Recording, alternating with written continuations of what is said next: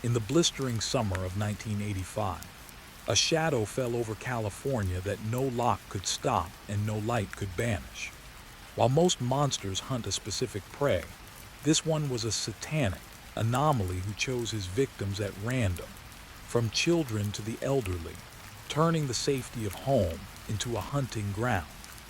But the most shocking twist isn't just how he killed. It's how an entire city of terrified citizens finally rose up to hunt the hunter themselves. Hello everyone, welcome to the unsettling lullaby.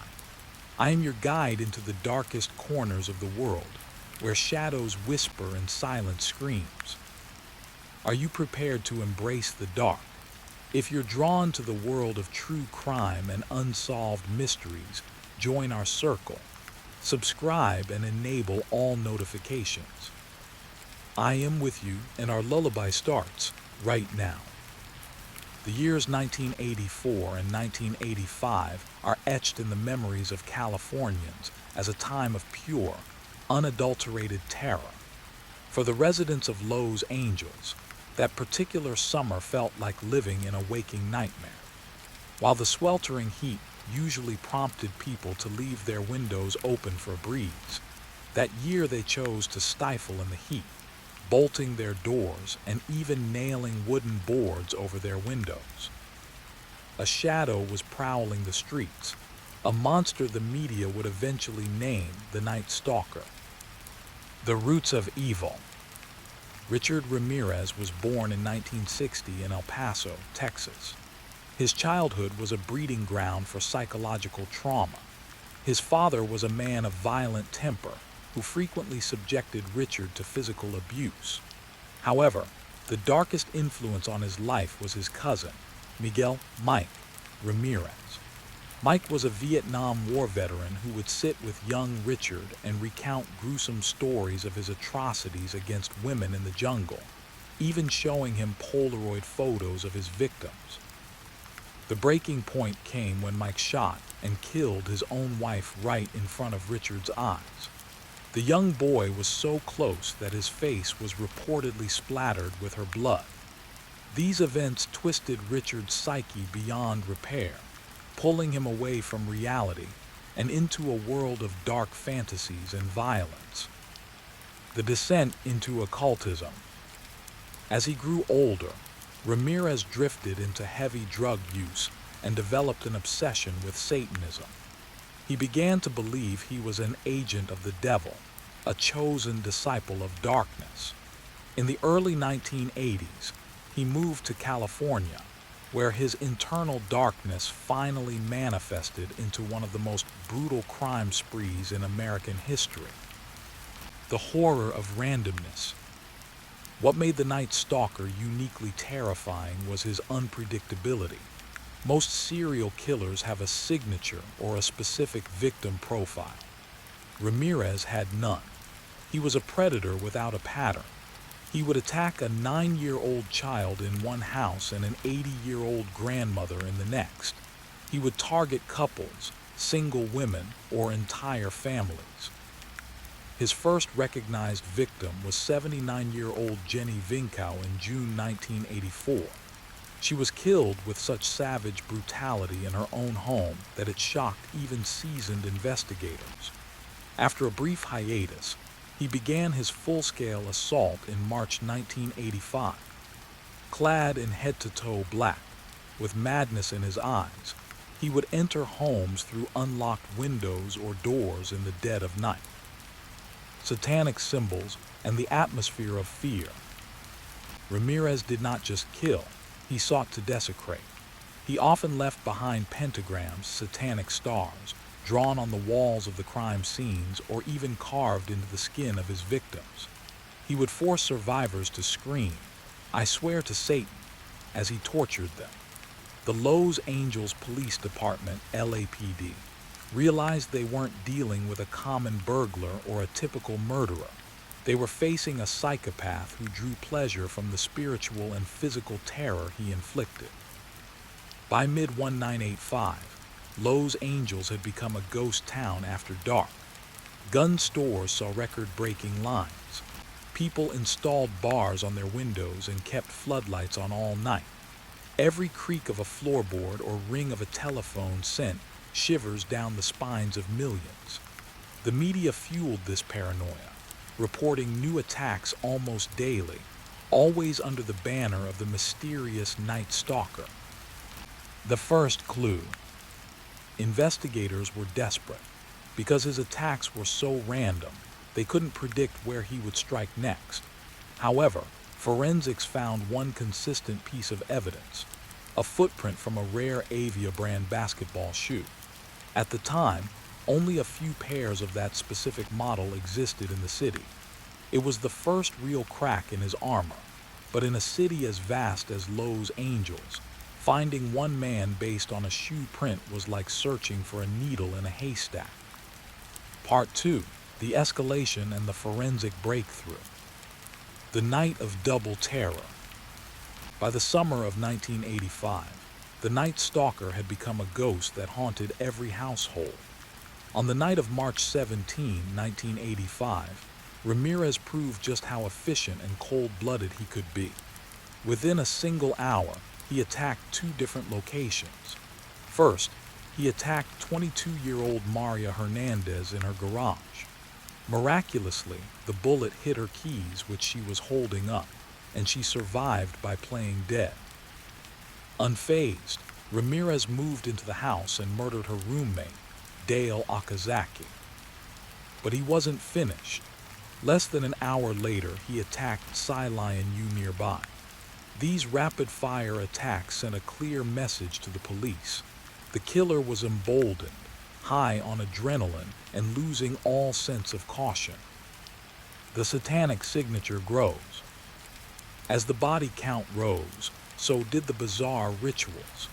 In the attack on 66-year-old Vincent Zazzara and his wife Maxine, Ramirez's brutality reached a new level of depravity.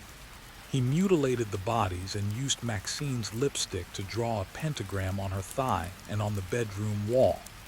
These weren't just murders, they were offerings to his dark ideology. During the investigation of these scenes, detectives Frank Salerno and Gil Carrillo began to notice a pattern in the chaos. They realized the killer was using the same caliber of gun, and most importantly, the same Avia shoe prints. This was the first time 2 major task forces, the Sheriff's Department and the LAPD, realized they were hunting the same man. A mistake in the shadows. Every serial killer eventually makes a mistake, and for Ramirez, it was his growing sense of invincibility. In August 1985, he traveled north to San Francisco. He attacked a couple in their home, killing the husband and brutalizing the wife. Before leaving, he forced the woman to swear to Satan. This move was a tactical error. It brought the San Francisco Police Department into the hunt, and the mayor of San Francisco, Dianne Feinstein, held a press conference.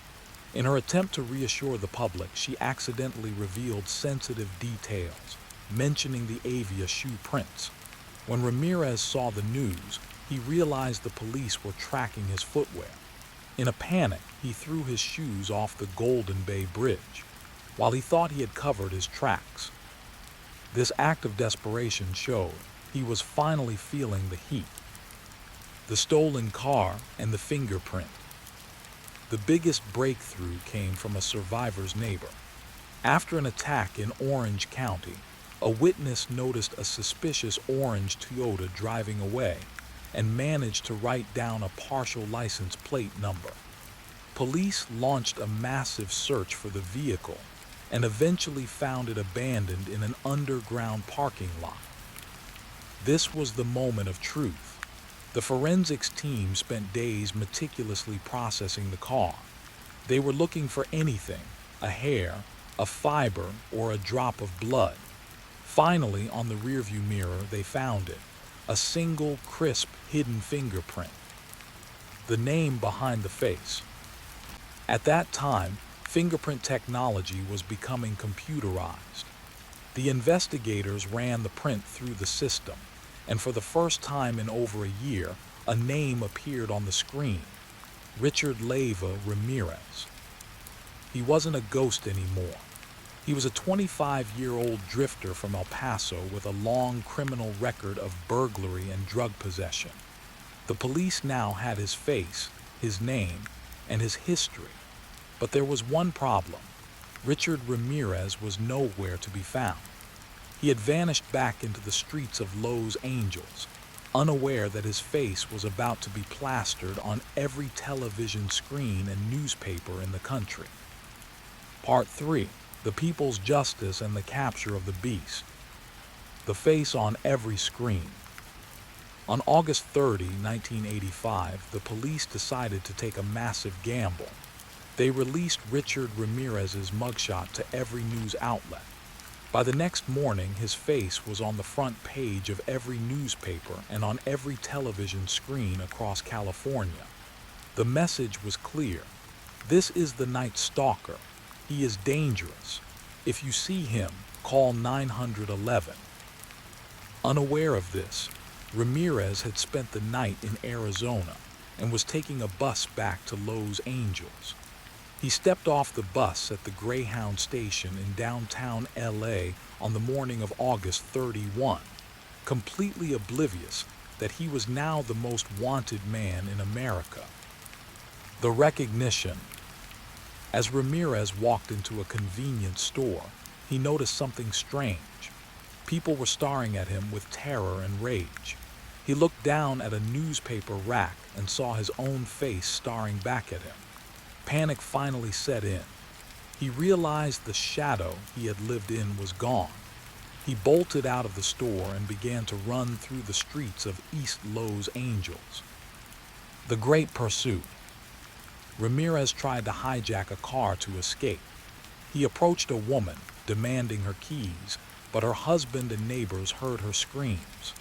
In most cases, people would run away from a serial killer, but the residents of East LA had lived in fear for months. Their fear had finally turned into a collective, burning anger. As Ramirez ran, more and more people joined the chase. He was no longer the night stalker lurking in the dark. He was a desperate man running for his life in broad daylight. He tried to jump over fences and cross highways, but the crowd was relentless. He attempted to carjack another vehicle, but the owner, armed with a metal bar, fought him off.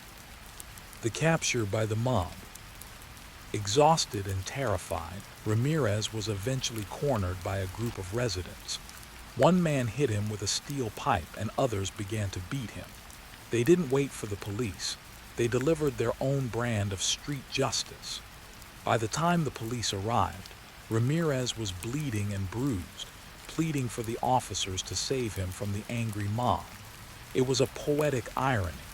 The man who had shown no mercy to his victims was now begging for mercy from the public. The media circus begins. When the police finally handcuffed him and put him in the patrol car, the crowd cheered. News of his capture spread like wildfire, but even in handcuffs, Ramirez's behavior remained chilling. As he was led into the police station, he flashed a satanic hand gesture at the cameras and yelled, "Hail Satan." He showed no remorse, no fear, and no regret. To the investigators, it was clear that while the man was caught, the evil inside him was still very much alive. The city of Los Angeles finally breathed its first collective sigh of relief in over a year. But for the survivors and the families of the victims, the hardest part, the trial, was just about beginning. Part 4. The final verdict and the death of a demon. The circus in the courtroom. The trial of Richard Ramirez, which began in 1988, was unlike anything the American legal system had ever seen. It wasn't just a trial, it was a dark, theatrical performance. Ramirez seemed to enjoy the spotlight.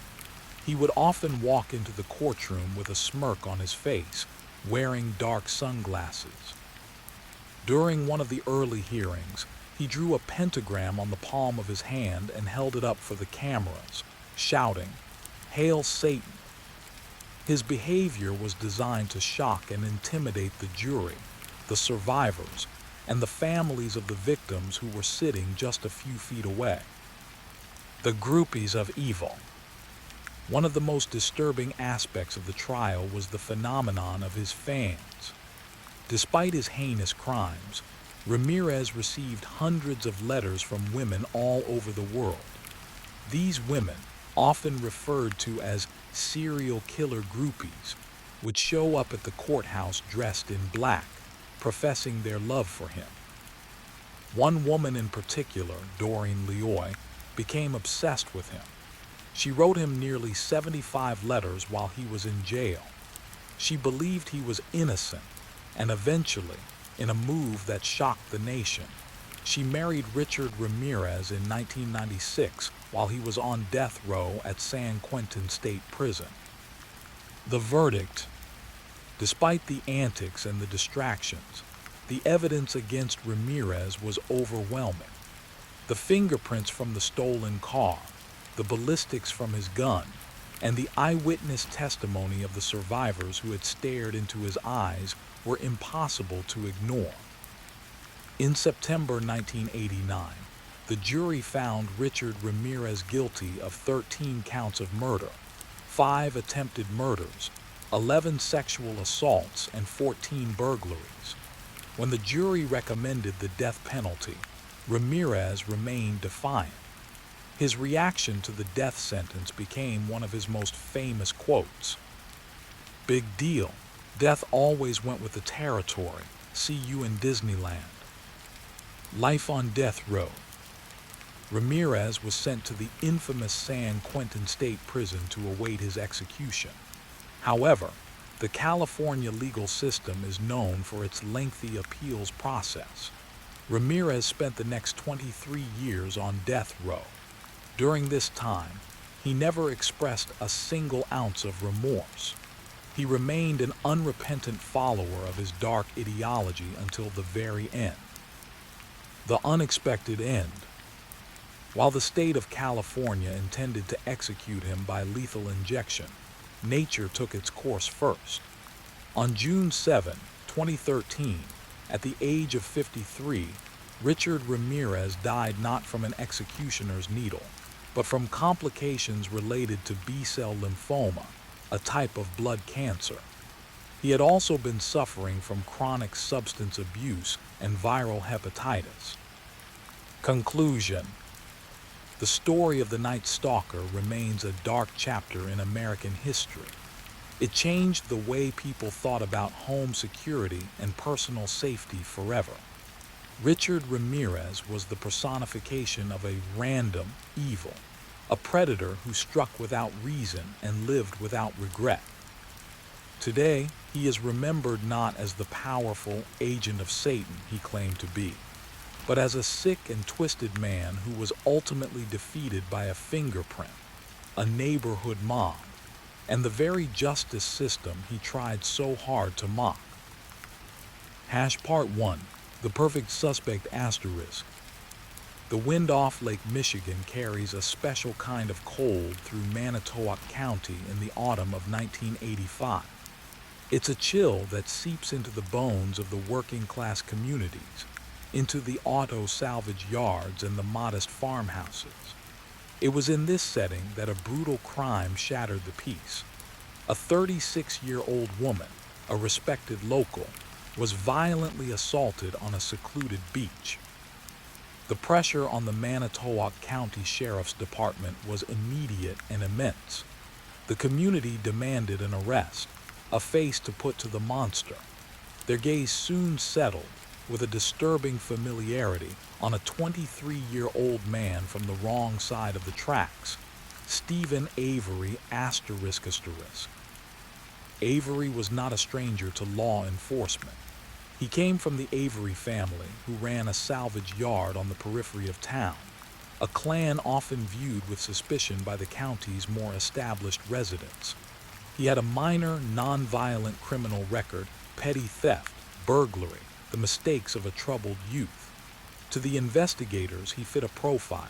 Rough-edged, socially awkward, and crucially, an easy target, he became, in their minds, the perfect suspect.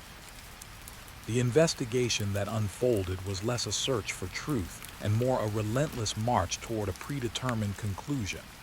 The victim, still traumatized, was shown a photo lineup, but it wasn't a blind procedure. Detectives presented her with a mugshot of Stephen Avery, his name already whispered in the community as the likely culprit. When she initially hesitated, the process was repeated until her identification, shaky and influenced, was secured. It was the first brick in a flawed foundation. Other evidence was sculpted to fit the narrative. A deputy claimed he had called in Avery's license plate over the radio days before the crime, a seemingly prescient detail that placed Avery near the scene. This testimony was later revealed to be deeply unreliable, if not outright fabricated. A jailhouse informant, seeking leniency for his own charges, suddenly came forward with a dramatic story of Avery confessing to him in detail. No physical evidence tied Avery to the victim or the crime scene. The case was built on sand, a coerced identification, biased testimony, and the overwhelming weight of institutional presumption. At trial, the narrative was irresistible for a jury living in fear of the beachside attacker. The Avery name itself seemed to testify against him. The flawed identification and the jailhouse snitch sealed his fate. In 1985, Stephen Avery was convicted of attempted murder, sexual assault, and false imprisonment. The judge sentenced him to 32 years in prison. As the cell door clanged shut, Avery's protestations of innocence were drowned out by the satisfying click of the state's justice system at work. 18 years. That is 6,574 days.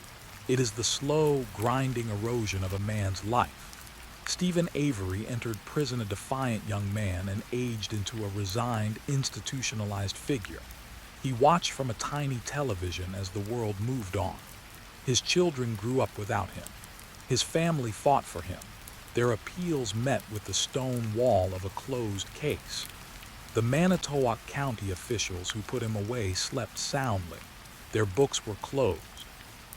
Avery's existence became a monotonous hell of routine and powerlessness. His claims of innocence a fading echo in a system designed for finality. But a quiet revolution was occurring in the world of forensic science. DNA testing, once a futuristic fantasy, became the gold standard for criminal investigation. The Wisconsin Innocence Project, based at the University of Wisconsin Law School, began reviewing old cases where biological evidence might tell a new story. In 2001, they turned their attention to Stephen Avery. For 2 years, lawyers and students fought a legal battle just to get the evidence tested. The county resisted. The system groaned with inertia. Finally, in 2003, a judge ordered the crucial analysis. A pubic hair found on the victim's bathing suit, a key piece of evidence used vaguely against Avery at trial, was subjected to modern mitochondrial DNA testing. It did not match Stephen Avery. The result was a seismic shock. The Innocence Project pushed for more. They obtained permission for advanced SDR-DNA testing on a single, preserved hair fragment from the victim's rape kit. The science was unequivocal. The DNA belonged to Gregory Allen ***, a violent serial rapist already imprisoned for a nearly identical assault committed just a few months after Avery's arrest. Stunningly, police had known about Allen in 1985. He had been a suspect in other assaults, and a detective from a neighboring county had even called Manitowoc, suggesting Allen was the real beach attacker. That call was ignored, the lead buried. The truth had been in the file all along. On September 11, 2003, Stephen Avery walked out of the Fox Lake Correctional Institution a free man. The bright sunlight was a physical shock. He was surrounded by weeping family members, his parents who had never given up, his grown children he barely knew. He wore a borrowed shirt that didn't fit right. Cameras flashed, capturing his dazed, emotional expression, a mixture of overwhelming joy and profound, unutterable loss. The 18 years stolen were gone forever. The state of Wisconsin, in a rare admission of catastrophic failure, moved swiftly to expunge his record and provide a meager $25,000 in restitution for each year lost, a total of $450,000. It was an insult. Avery's lawyers filed something that sent a deeper chill through Manitowoc County than any lake wind ever could. A $36 million federal civil rights lawsuit asterisk. It named the county, the sheriff, and the former district attorney, alleging malicious prosecution, evidence tampering, and a deliberate frame job. Avery was no longer just a freed man. He was a plaintiff, an accuser, a living testament to their disgrace. He was coming for them, not with anger in the shadows, but with the blinding light of the law. As he tried to piece together a life from the ruins, Stephen Avery had his name back, his freedom, and a monumental lawsuit. He also had a target on his back. The same county he was suing for $36 million would, in a twist of fate too dark for any crime novel, soon be called upon to investigate him again. Part 2, The Turning Point. The air in Manitowoc County in the autumn of 2005 was thick with more than just the scent of decaying leaves and distant lake water. It was charged with the static of impending change. Stephen Avery, the man whose name had become synonymous with a broken system, was on the cusp of a victory that felt seismic. His $36 million civil lawsuit against Manitowoc County and its former sheriff and district attorney was barreling toward a settlement. Depositions had been damning, the evidence of a deliberate frame job compelling. In the local bars and diners, talk swirled not of if he would win, but of how much. The narrative, so carefully constructed by the media over the past 2 years, was one of redemption. The innocent man, home, fighting back, about to be made whole.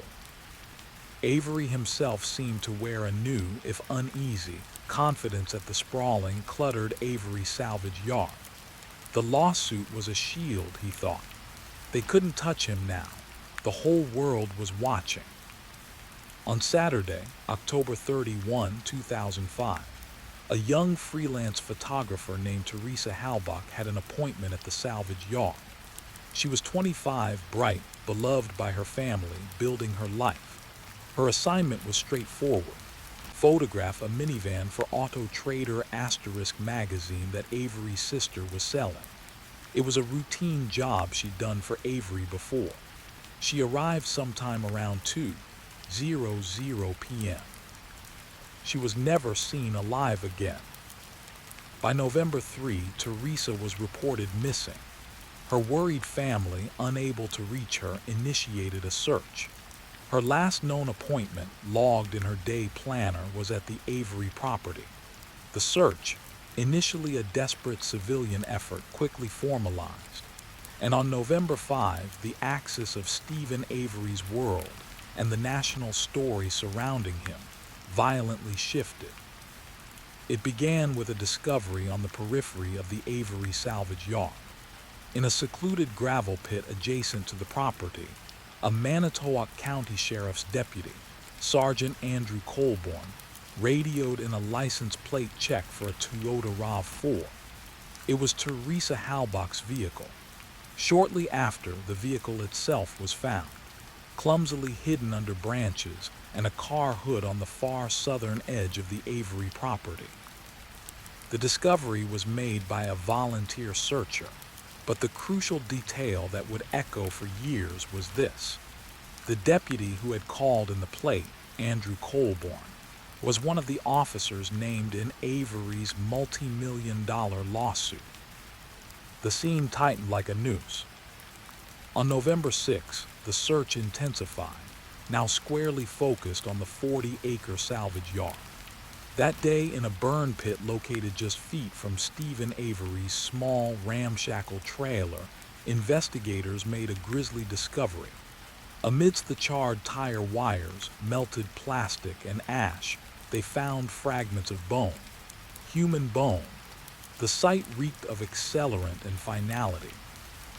The bones, forensics would later suggest, had been subjected to extreme, prolonged heat, the kind produced by the burning of tires, a common practice on the Avery property.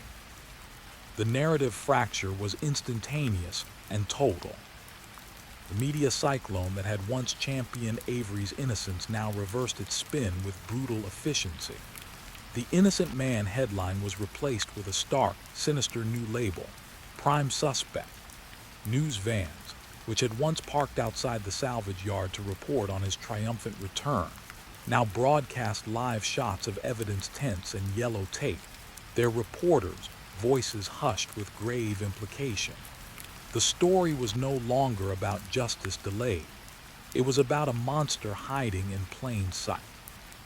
The lawsuit, once his shield, was now framed as a motive, a desperate man, facing a financial windfall he might lose if his violent nature was exposed, silencing a potential witness. The speculation was rampant, and it was damning. The police narrative pivoted with chilling smoothness. The same county sheriff's department being sued for $36 million was now leading a homicide investigation against the plaintiff. They assured the public there was no conflict of interest.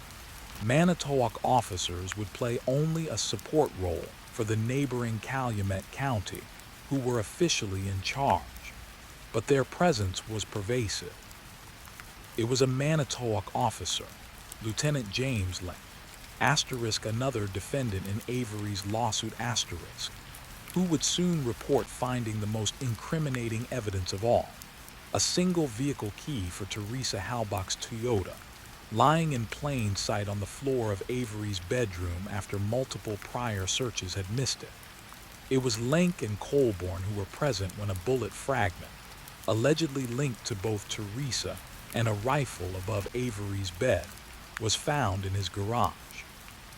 The tension was no longer just a mystery of a missing girl. It was a dark, suffocating fog of historical grievance and present horror. Every piece of evidence felt like a counterpunch in a vicious fight.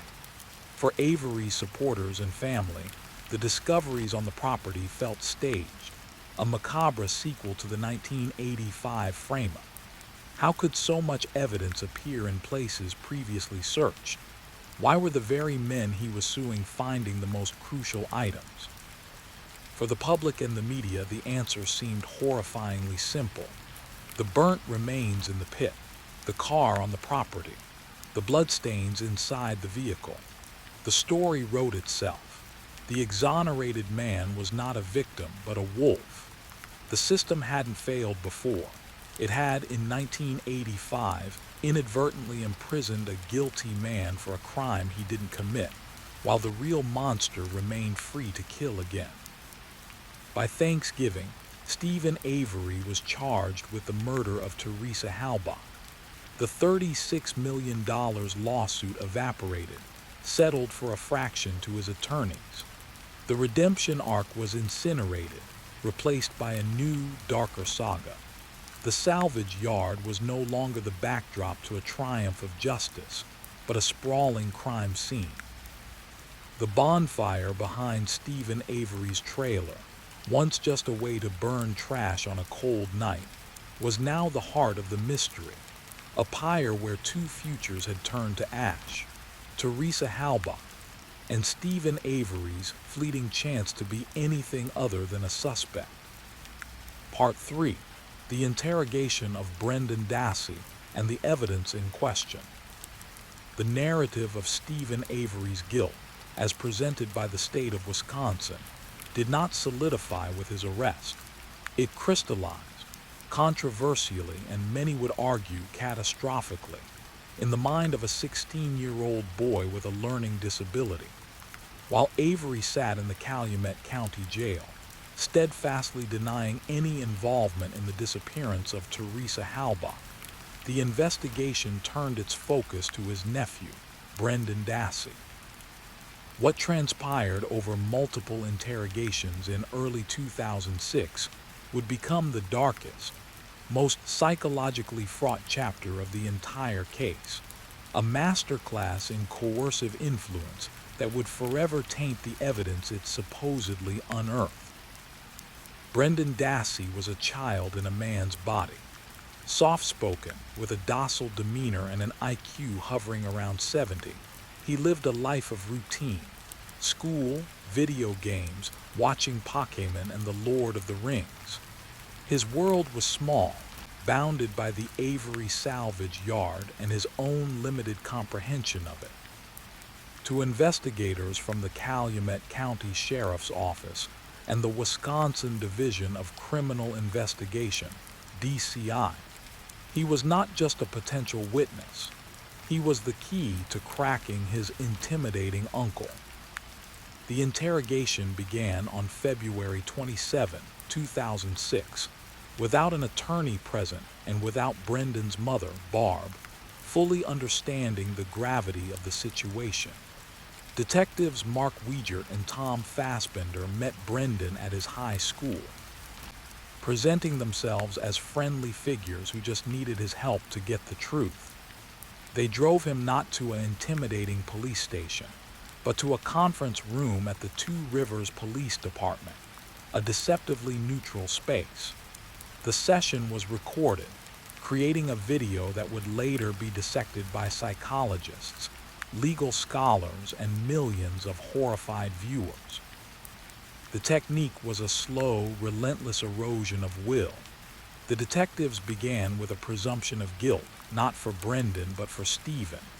They offered Brendan a series of outs. "We already know what happened. We just need to hear it from you. You're not in trouble. You'll be able to go home. Just tell us the truth." They presented themselves as his protectors, his allies against the monstrous narrative they were constructing. When Brendan, confused and scared, offered innocent accounts of his evening on October 31, playing video games, having a bonfire, he was met not with acceptance but with gentle, persistent contradiction. "We know, Brendan," Fassbender would say, his tone paternal. "We know some of it. We just need you to be honest about the rest." What followed was a textbook example of feed-in-confirm interrogation. The detectives, possessing specific details from the crime scene and the ongoing investigation, fed those details to Brendan, waiting for him to parrot them back. "Was there blood in the garage?" "I don't know." "We know there was. We found it. Did you see it?" "Maybe." "What did you see?" "A red." The narrative they built was grotesque. Piece by piece, they suggested elements of a rape, torture, and murder that Brendan initially denied. They asked leading questions with graphic specificity. Did he tie her up? Did he stab her? Did she beg for her life? Brendan's responses were often monosyllabic. "Yeah, I guess," followed by long pauses where he would look to the detectives for guidance, his face a mask of profound confusion. At times he seemed to be guessing, trying to provide the answer they so clearly wanted so the ordeal would end. He famously asked, "What do you mean?" over 40 times. The climax of psychological pressure came on March 1, in a subsequent interrogation. This time, the detectives brought Brendan's own mother into the room. Barb Dassey, under immense stress and misled by investigators about the severity of the situation, pleaded with her son. "Brendan, for once in your life, be honest." It was an unbearable triangulation of authority, the imposing detectives and his weeping mother, all demanding a version of the truth he did not seem to genuinely possess. Broken, Brendan capitulated. He delivered a halting, inconsistent, and horrifying confession that implicated both himself and Stephen in a brutal sexual assault and murder in Avery's trailer, followed by the dismemberment and burning of the body in the pit behind the garage. This confession, extracted without a lawyer and from a profoundly vulnerable minor, became the prosecution's Rosetta Stone. It provided a narrative framework for the physical evidence, a story of how and where Teresa Halbach died. Yet, to the defense and to a growing number of observers, the confession was a house of cards built on coercion.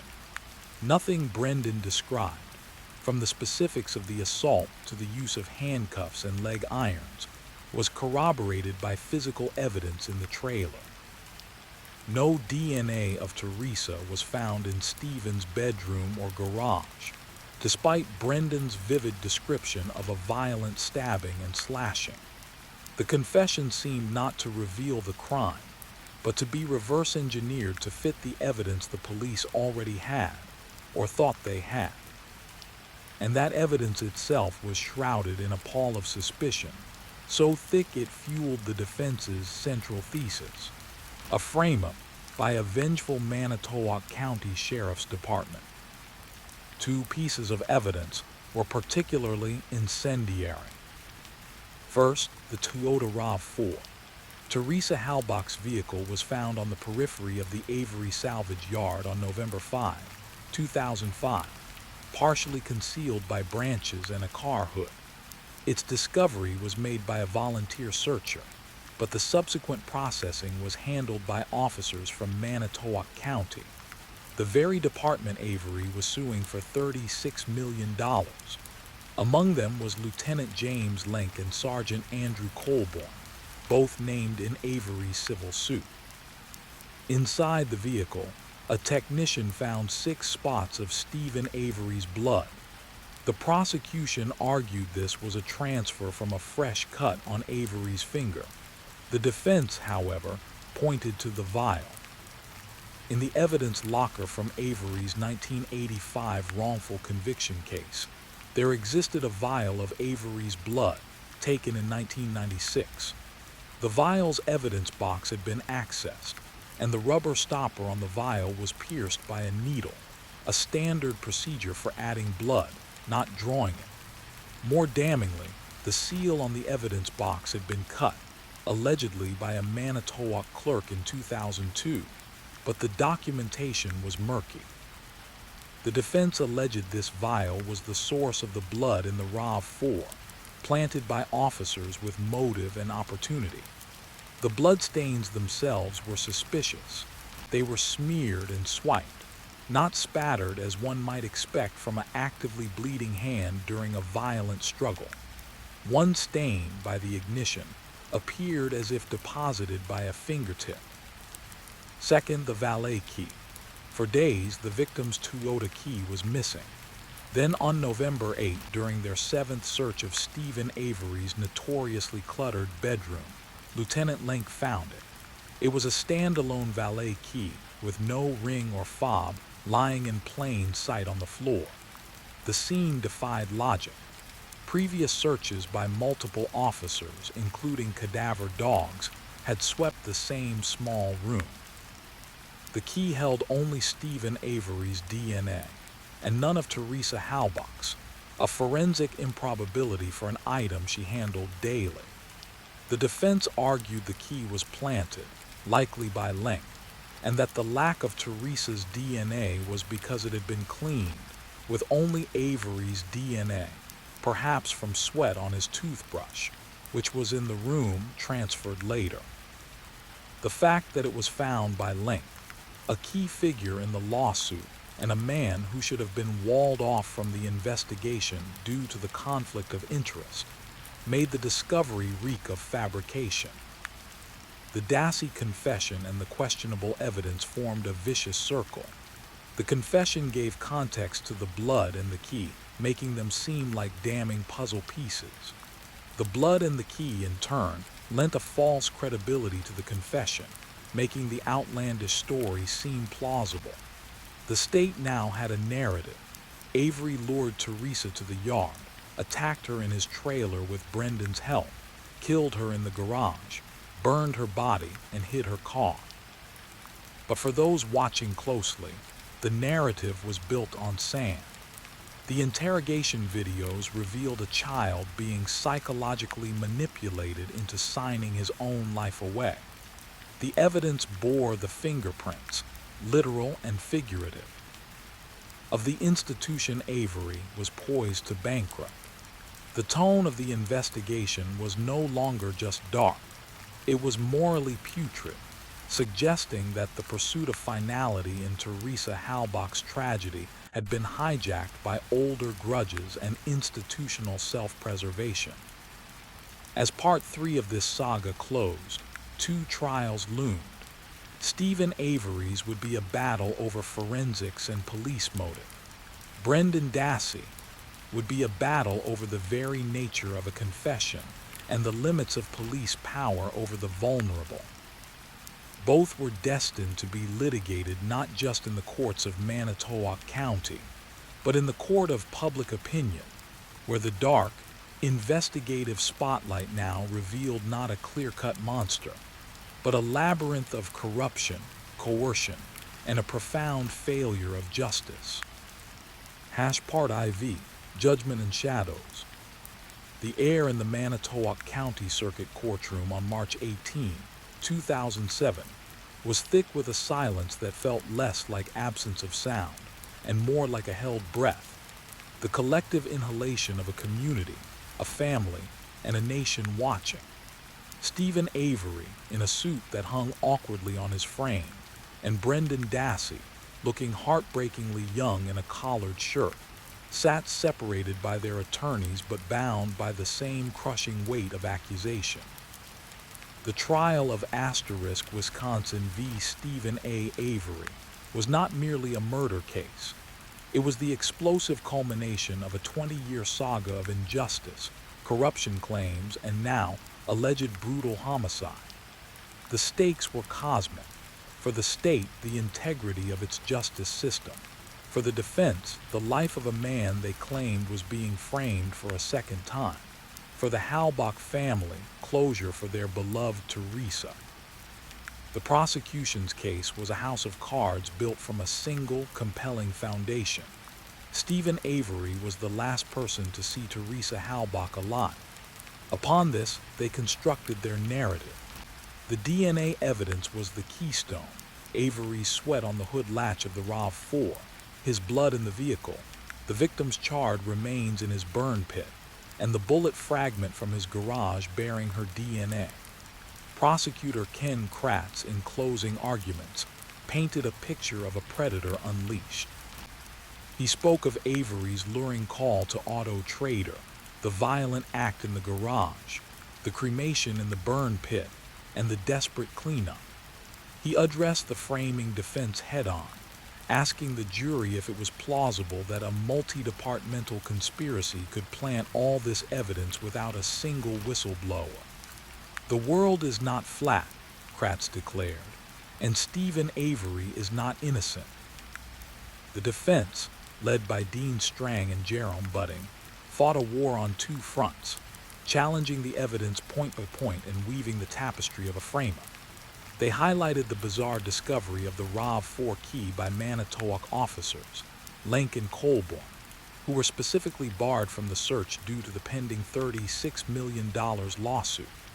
The key, they noted, had no trace of Teresa's DNA, only Stephen, and was found only after multiple prior searches of the same small room. They attacked the EDTA blood vial, suggesting it was the source for the planted blood in the RAV4.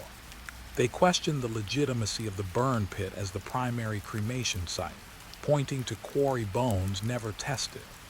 Their closing argument was a plea for reasonableness. Reasonable doubt, Strang implored, his voice weary but resolute, is for the innocent as well as the guilty. It is the shield that protects all of us from an overreaching state. For Brendan Dassey, tried separately, the scenario was even more tragic. His own recorded confession, a product of hours of interrogation without a parent or lawyer present, was the centerpiece of the case against him. Despite his low IQ and suggestible nature, the jury found the confession credible.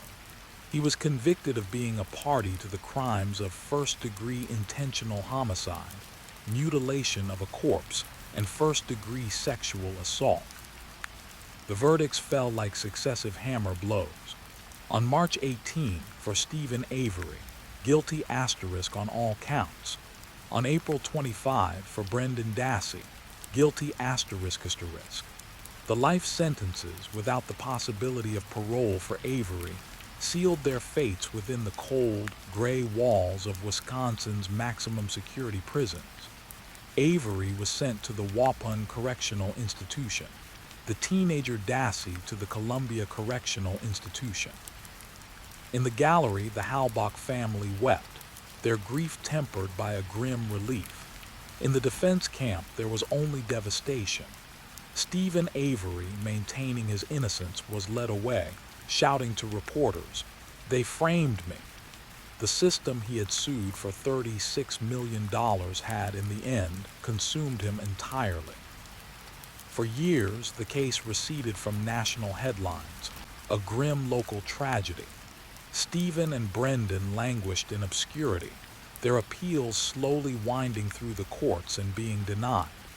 Then, in December 2015, Netflix released Making a Murderer Asterisk. The 10-part documentary series was a lightning bolt.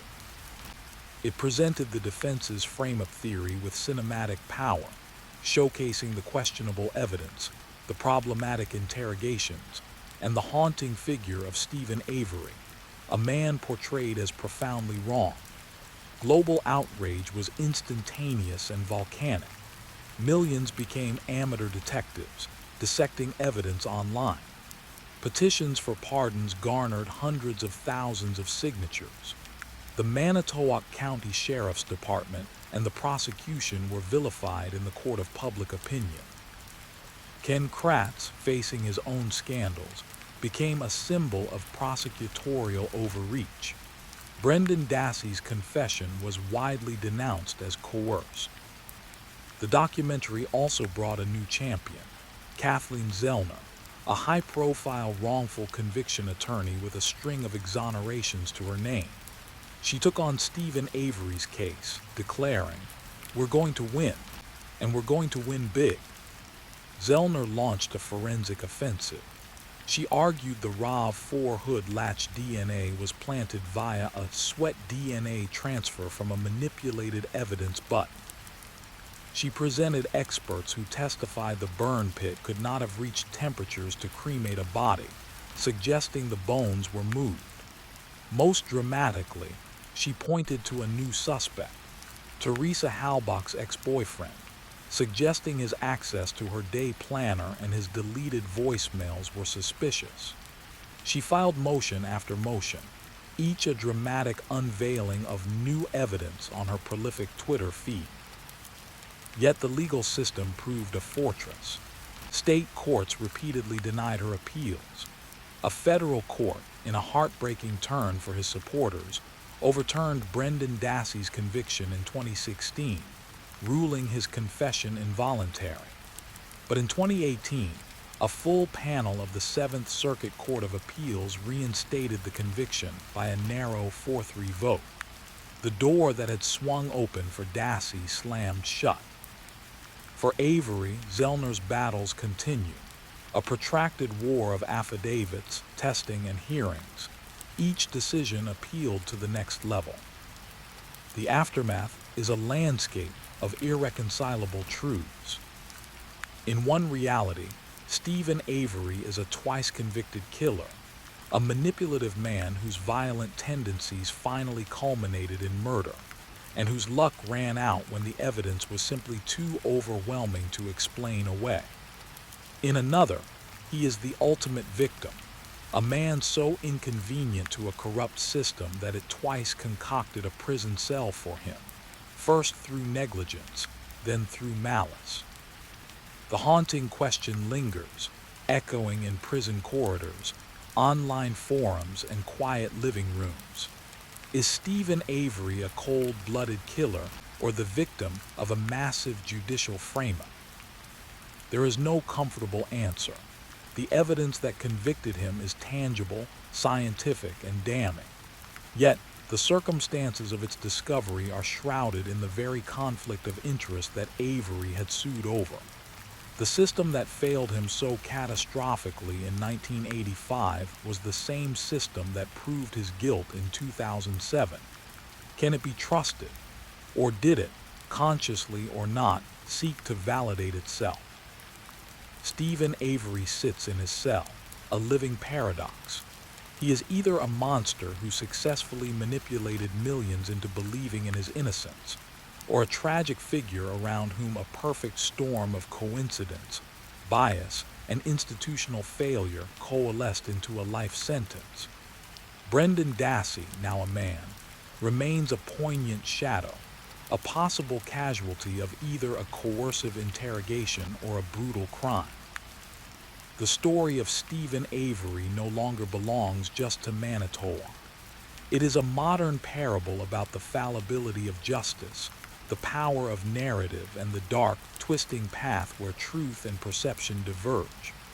The verdicts are in, the sentences are being served, but the final judgment in the court of history and human conscience remains, chillingly, undecided.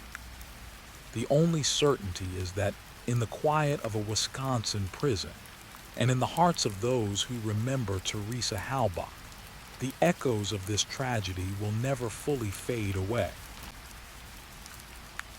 Part 1. The Girl Before the Woods. A Life in Snapshots. The photograph is a familiar one, now etched into the annals of American true crime lore. Maura Murray smiles warmly, her dark hair framing a face that is both youthful and strikingly mature. Her eyes, a deep brown, hold a direct, almost assessing gaze. It is the face of a young woman on the cusp, a nursing student at the University of Massachusetts Amherst, an accomplished athlete, a daughter, a sister, a girlfriend. In the winter of 2004, Maura was 21 years old, and by all outward appearances, she was navigating the challenging but well-defined path of a high achiever. She lived in the dormitory Melville Hall, her room a testament to a life in motion. Textbooks on human anatomy piled beside running shoes, a map of New England's hiking trails pinned to a bulletin board, the ephemera of a young woman building a future. Her life was one of disciplined routine, punctuated by intensity. A former track star at West Point, she had transferred to UMass to pursue nursing. She worked as a campus security guard, a job that required long, quiet nights patrolling the sprawling university grounds. She was close to her family, particularly her father, Fred Murray, a retired engineer whose own methodical nature seemed mirrored in his daughter. Yet beneath the surface of this structured existence, a series of small, strange fissures had begun to appear in the weeks leading up to February 2004. They were anomalies in the data of her life, blips on a radar that would only make sense in hindsight, forming a cryptic prologue to a vanishing. The cracks in the facade. The first documented crack appeared on Thursday, February 5, 2004. Maura was at her security desk at UMass Amherst Brooks Hall. The job was typically uneventful, monitoring cameras making rounds. Then a phone call came. The content of that call remains one of the case's most enduring mysteries. Witnesses, fellow security personnel, described Maura's reaction, not the words she heard. After answering, she reportedly slumped forward, her head hitting the desk. She became catatonic, visibly shaken to her core.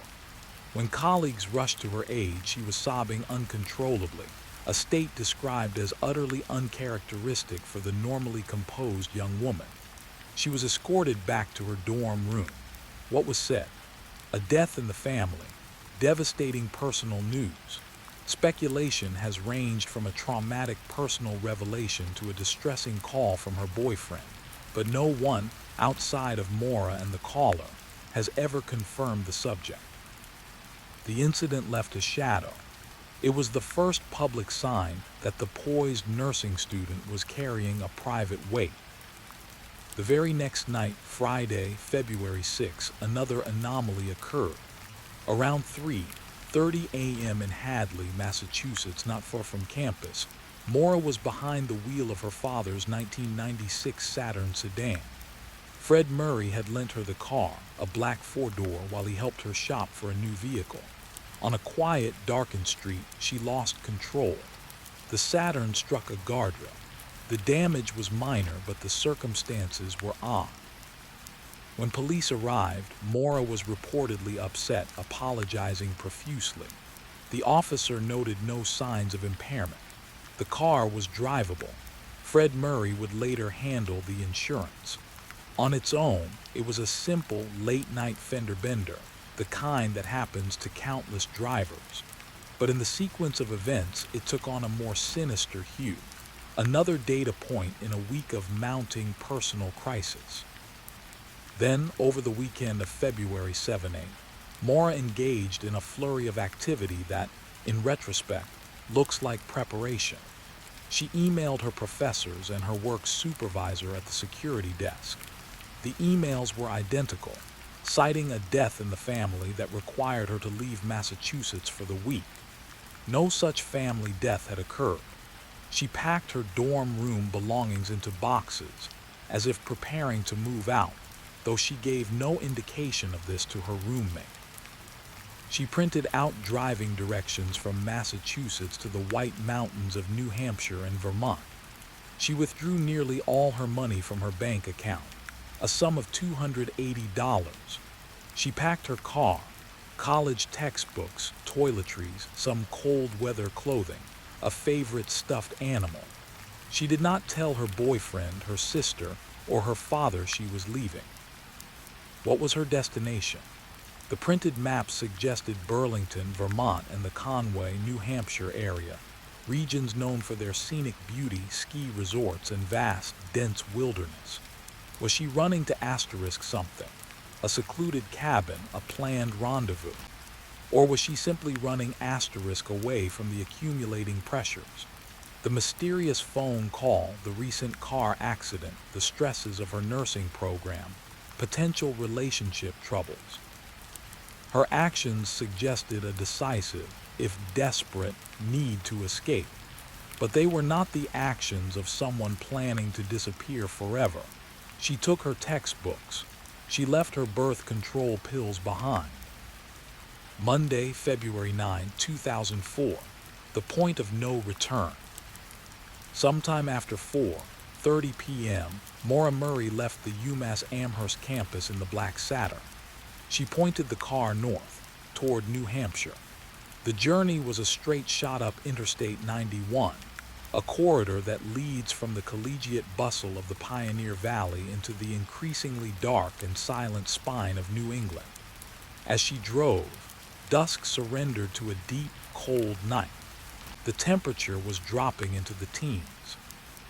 At approximately 7:00 p.m., a little over 2 hours into her drive, Maura's Saturn approached a sharp, snow-banked curve on Route 112 in Haverhill, New Hampshire, a narrow, winding road also known as the Wild Ammonoosuc River Corridor, cutting through the tiny village of Woodsville. The area was remote, dark, and lightly populated. For reasons never determined, Maura lost control. The Saturn veered across the oncoming lane and struck a stand of snow-covered trees on the eastern shoulder. The car's front end was crumpled, the windshield cracked on the driver's side. The airbags did not deploy. The vehicle was disabled, its radiator punctured, spewing steam and fluid into the frigid air. Within moments, a school bus driver named Butch Atwood, who lived just yards away in the first house on Bradley Hill Road, arrived home. He saw the damaged car in his rearview mirror. Being a familiar figure on the route, He parked his bus in his driveway and walked back to the scene. What he encountered has been dissected for 2 decades. According to Atwood's account, Maura was standing outside the driver's side door, shivering in the cold. She appeared shaken but not seriously injured. He offered her help, asking if she wanted him to call the police. She declined repeatedly and insistently. "No, please don't," she said. She told him she had already called AAA, though her cell phone would later be found to have no service in that area. Atwood, a large man who could be an imposing figure, noted she seemed afraid, not of the accident but of the police. He returned to his house, about 100 feet away, and called 911 at 7:29 p.m. despite her pleas. This sequence of events, the crash, Atwood's encounter, his 911 call, established the official timeline. Maura Murray was verifiably alive and at the scene at approximately 7:27 p.m. Atwood's wife, watching from their house, later reported seeing the shadowy figure of a young woman moving frantically around the crashed Saturn, possibly retrieving items from the trunk or the interior. A passing motorist, a neighbor named Faith Westman, also witnessed the scene from her home across the road. She saw a lone female figure milling near the car. She did not see anyone else on the road. Then Maura Murray made a choice. She could not stay with the car. The police were coming, and she had clearly expressed a desire to avoid them. To her east was the dark, frozen expanse of the wild Ammonoosuc River. To her west was the steep, wooded embankment of Bradley Hill Road, leading up past Atwood's house. The only other option was Route 112 itself, stretching into darkness in both directions. She chose to walk away. The chilling window. The Haverhill Police Dispatch logged Butch Atwood's call at 7:29 p.m. The first officer, SGT, Cecil Smith of the Haverhill Police Department, was dispatched immediately. The drive from the police department to the crash site on Route 112 is roughly 5 to 7 minutes under normal conditions. When SGT, Smith's cruiser, pulled up to the Saturn at 7:46 p.m., the scene was still. The car was abandoned, its driver's door locked. Inside, on the passenger seat, he noted Maura's wallet, her student ID, and some of the $280 in cash. An open container of red wine had spilled, staining the interior. There were no immediate signs of a struggle. The keys were gone. Maura Murray was gone. In the span of those 10 to 17 minutes, from the time Butch Atwood entered his house to call 911 to the moment SGT Smith arrived, a 21-year-old woman vanished from a snowy roadside. The search that cold night was immediate but limited. Officers checked the immediate perimeter of the crash. They knocked on doors. They shone flashlights into the woods. They found nothing. No footprints leading decisively into the forest, no discarded clothing, no sound. The atmospheric details of that night are crucial to understanding the sheer improbability of her disappearance. The temperature was in the low teens. Maura was dressed for a car journey, not a winter hike. A dark coat, jeans, possibly a hooded sweatshirt. She had no known survival gear. The terrain around the crash site is unforgiving. Thick, second-growth forest, choked with underbrush, ravines, and deadfalls, all covered in a layer of hard snow and ice. To the east, the river was fast-moving and partially frozen, a lethal trap in the dark. The official theory, posited early on, was that she had fled into the woods to avoid a DUI charge, became disoriented, and succumbed to the elements, a death by misadventure scenario. Yet this theory is plagued by logistical puzzles. Experienced search and rescue personnel have repeatedly stated that if she had entered the woods near the crash site, she would have been found. The initial search was swift. Subsequent searches, with hundreds of volunteers, cadaver dogs, and aerial reconnaissance over the following days, weeks, and months, found not a single trace. No scent trail beyond the roadside, no articles of clothing, no remains. This leaves other, darker possibilities alive within that 10-minute window. Did someone traveling Route 112, a local, a trucker, a passerby, stop and offer help? Did she accept a ride from a stranger, only to meet a far graver fate than the woods could offer? Did she have a prearranged meeting in the area and was the person waiting nearby? Or did she, through some incredible, desperate burst of endurance, manage to traverse miles of frozen wilderness on foot, evading all detection? The bus driver Butch Atwood, the neighbor Faith Westman, and SGT Cecil Smith became the last people to have any verifiable connection to Maura Murray that night.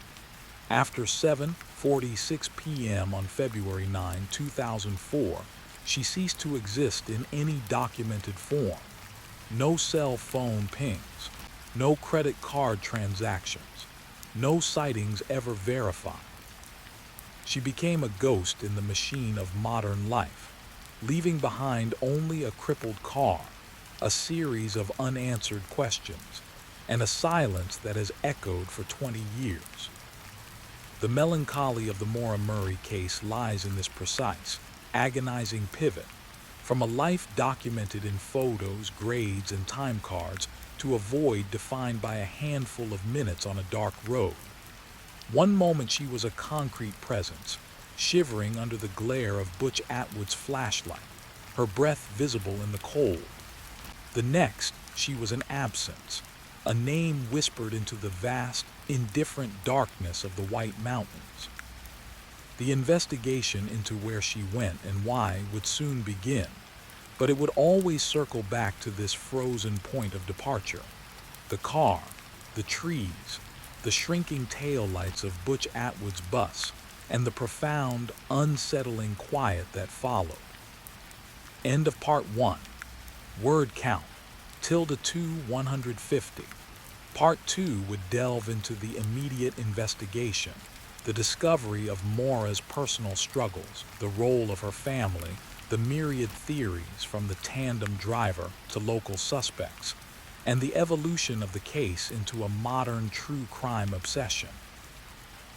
Part 2, the vanishing point. The immediate aftermath, a clock starts ticking. The silence that settled after the Saturn's airbags deflated was profound, broken only by the ticking of cooling metal and the distant, lonely sigh of wind through the pines.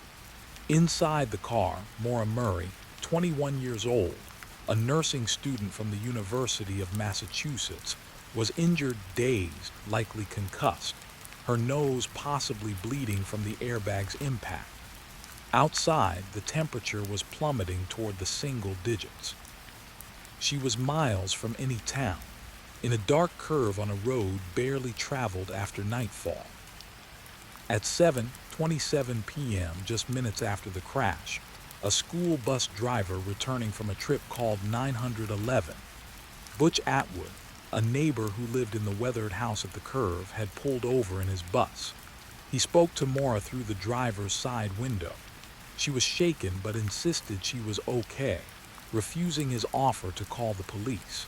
She mentioned she had already called AAA, a claim that was false or a panic deflection. Atwood, a large man who moved slowly, went into his house to call the police anyway. His wife watched from the window. This 7-minute window, from approximately 7:27 p.m. to 7:35 p.m., is the crucible of the entire mystery. In that time, Maura made a decision.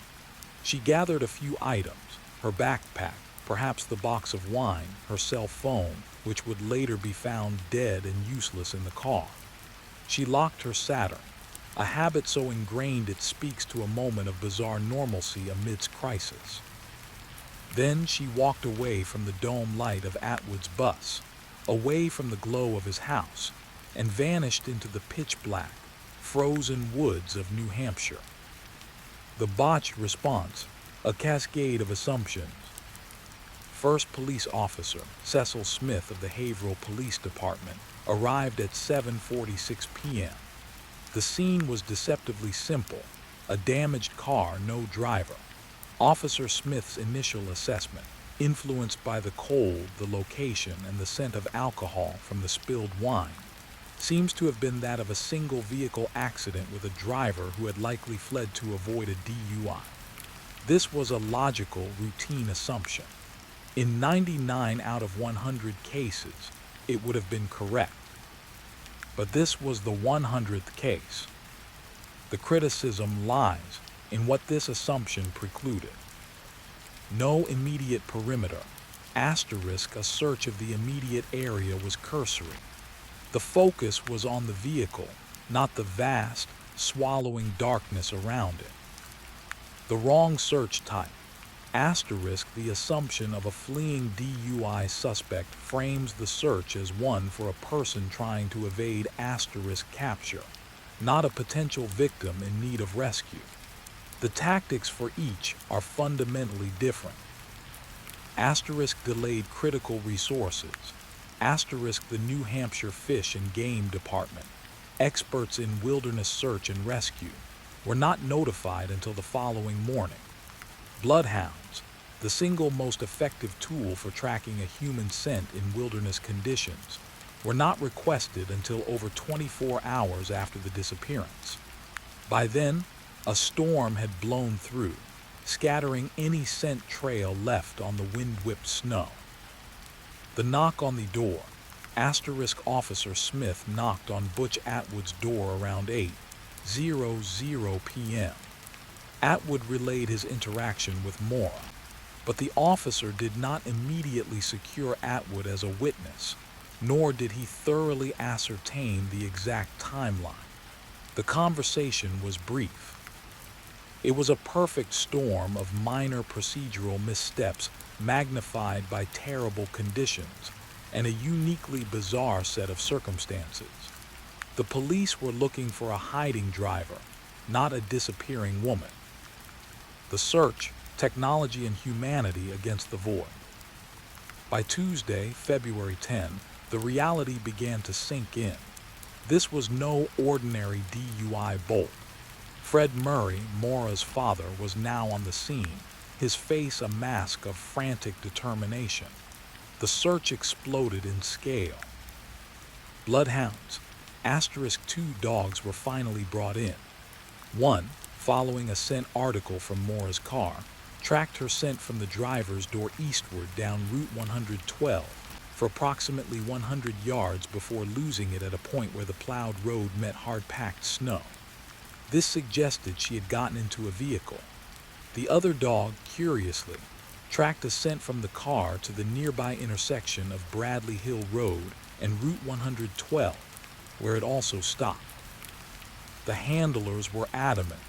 The scent ended as if she had been picked up. Helicopters, asterisk NH State Police helicopters with forward-looking infrared FLIR technology crisscrossed the area. FLIR detects heat signatures. In a landscape frozen and devoid of human life, a living body should have glowed like a beacon. They scanned snowbanks, ravines, and the skeletal branches of the White Mountain Forest. They found nothing. No heat, no movement, no sign. Volunteers, asterisk an army of volunteers, friends, students, and locals fanned out in grid patterns. They beat through snowdrifts waist-deep, peered under fallen logs, and shouted Mora's name until their voices grew hoarse. The terrain was brutal, a jagged, unforgiving wilderness of dense evergreens, hidden streams, and sudden drops. The cold was a physical adversary, numbing fingers and clouding judgment. They found beer bottles, old tires, and endless, untouched snow. No more. The search was intense, professional, and comprehensive, and it yielded nothing. It was as if the earth had opened up and swallowed her. The relationships, the father and the boyfriend. Fred Murray, asterisk Fred's relationship with Mora was exceptionally close, almost symbiotic. A former Army officer turned engineer, he was a fixer. He had helped Maura buy the problematic Saturn. He was the one she called after her late-night breakdown at the UMass security desk just days before.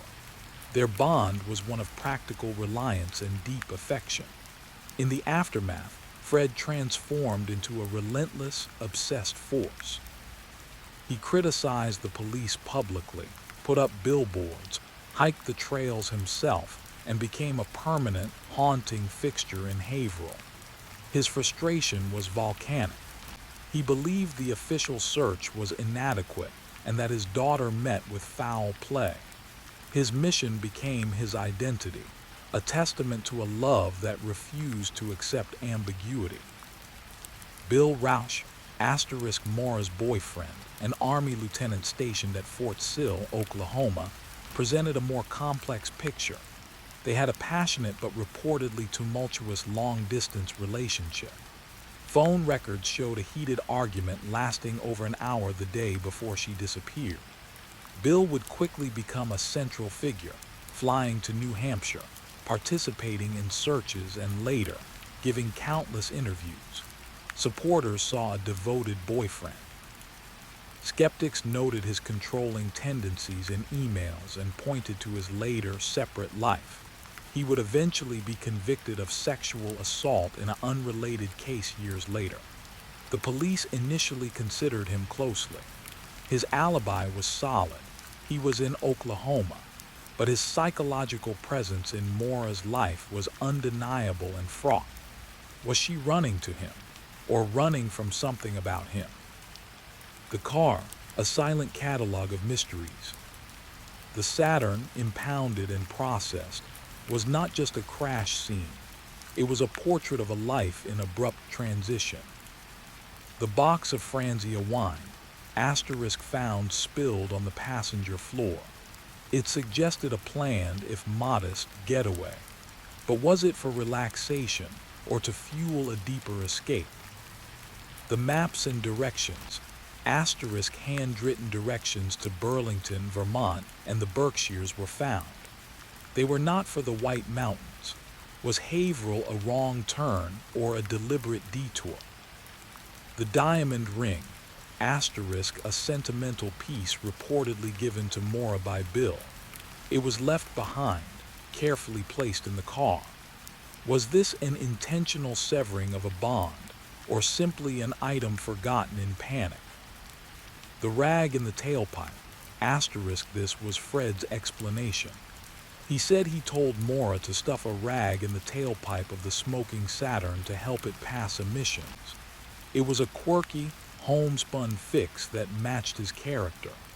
Police saw it as a possible attempt to commit suicide by carbon monoxide, a theory Fred vehemently rejected. The car held clues, but they pointed in contradictory directions, toward a vacation, a flight, a suicide, or an accident. It was a riddle with no solution.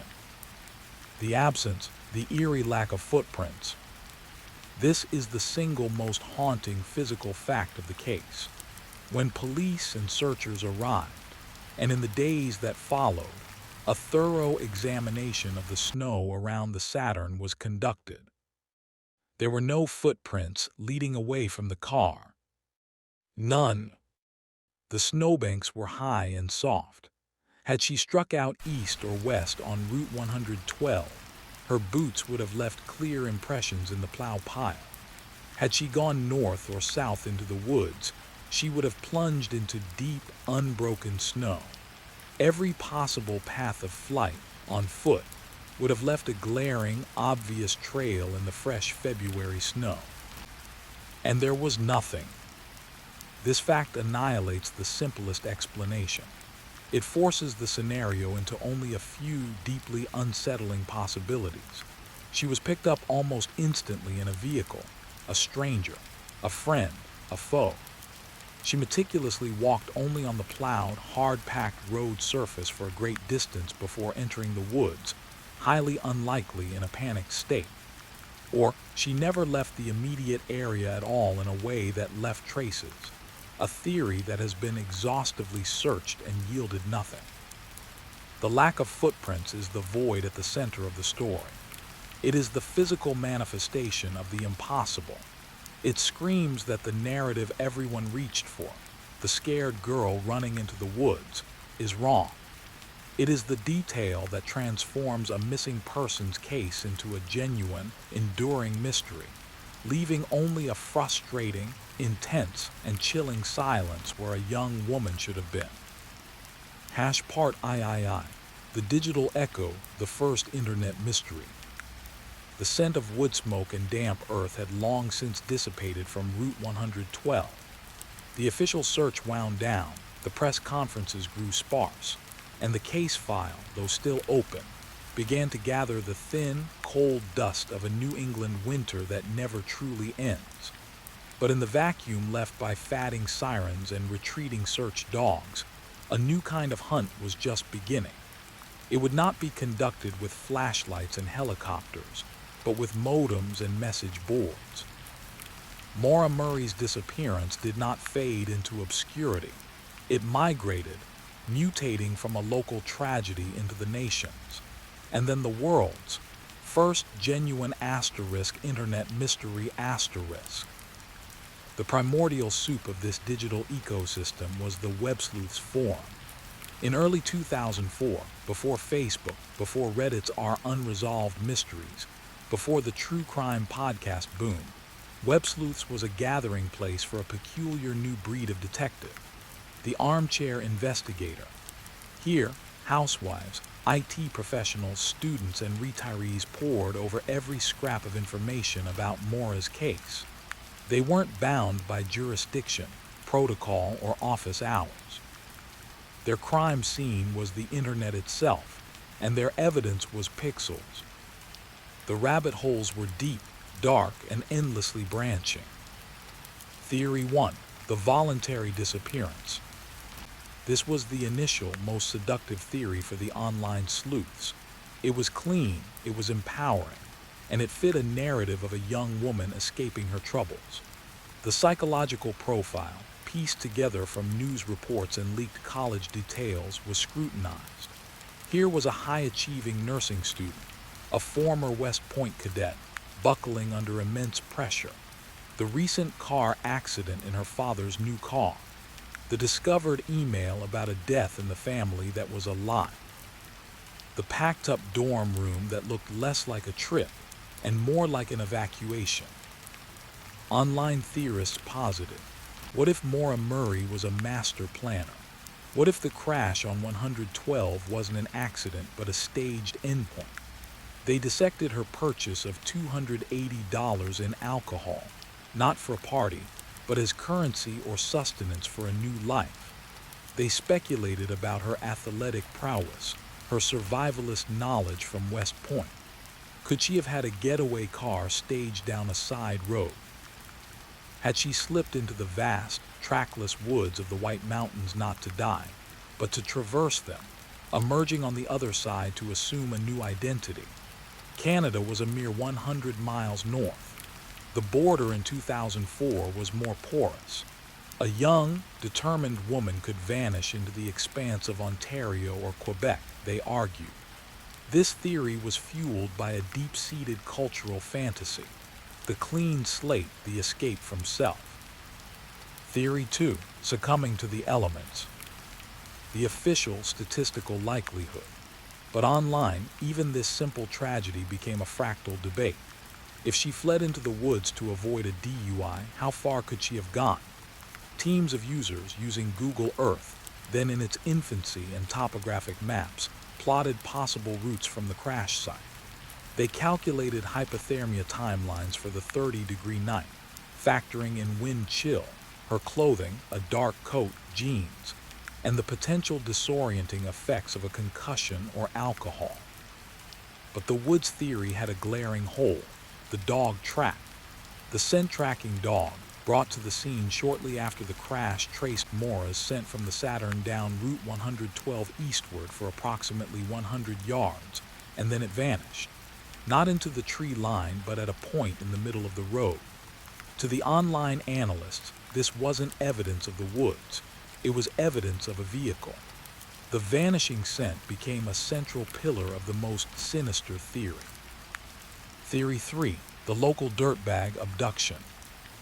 This was the theory that gave the Maura Murray forums their unsettling, paranoid energy. It proposed that within minutes of the crash, a resident of the area, a local dirtbag, in the community's parlance, came upon the vulnerable young woman and seized an opportunity. The digital sleuths turned their gaze on the map of Haverhill, scrutinizing every house within a half-mile radius of the crash site. This is where the analysis turned from speculative to feverish. Leads emerged from the digital fog, each more haunting than the last. The A-frame house, asterisk just down the road from the crash site, to the distinctive A-frame house. Online researchers, cross-referencing property records and old forum posts from locals, identified its occupants. Whispers spread. One of the men living there had a violent past. The most chilling claim, repeated across blogs and message boards until it took on the weight of fact, was that a later tenant had discovered a concrete stain in the basement, a stain that tested positive for blood. Police had reportedly taken samples. The result, never publicly disclosed. In the echo chamber of the internet, no news became bad news. The A-frame transformed from a house into a shrine of possibility, its geometric silhouette a dark monument in the story.